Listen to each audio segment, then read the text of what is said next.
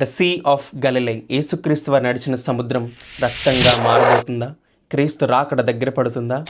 Let's decode this.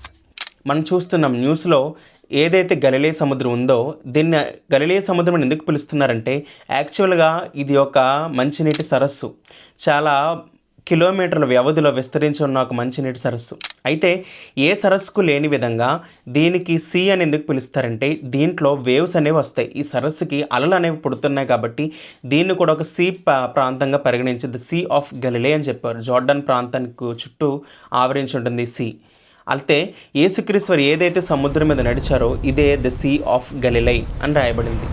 అయితే ఇప్పుడు ఇది న్యూస్లోకి ఎందుకు వచ్చిందంటే రీసెంట్గా August 4న ఇందులో ఉన్న వాటర్ అనేది రెడ్ కలర్లోకి అంటే బ్లడ్ కలర్లోకి చేంజ్ అవుతుంది అని రాయబడింది.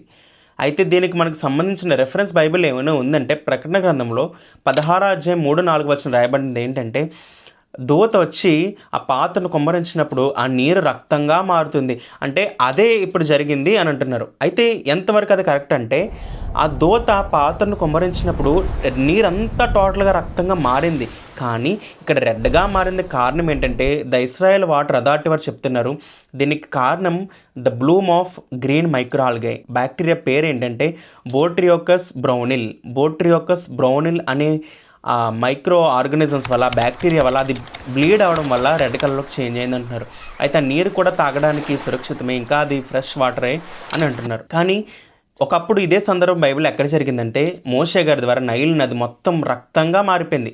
రక్తం కలర్లోకి మారలేదు కానీ టోటల్గా నైల్ నది అంతా రక్తంగా మారిపోతే నీరంతా కొంపు కొట్టింది. చేపలు చచ్చిపోయి, జీవులు చచ్చిపోయి, అన్నీ చచ్చిపోతాయి. ప్రకటన గ్రంథంలో రాయబడిన మాట ఏంటంటే ఆ పాత్ర కుమ్మరించినప్పుడు ఆ నీరంతా రక్తమయ్యి మొత్తం అందులో ఉన్న జంతువులన్నీ చనిపోవాలని రాయబడింది. కానీ ఇక్కడ ఏంటంటే ఆ మైక్రో ఆర్గానిజమ్స్ వల్ల రాయబడింది. కానీ ఆలోచించండి, క్రీస్తు రాకడ దగ్గర అవుతున్న సమయంలో మనం ఉన్నాం.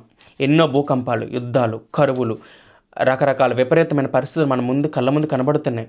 ఎప్పుడు ఏ యేసుక్రీస్తు అక్కడ వస్తుందో తెలియదు ప్రియులారా. కానీ నువ్వు సిద్ధంగా ఉన్నావా?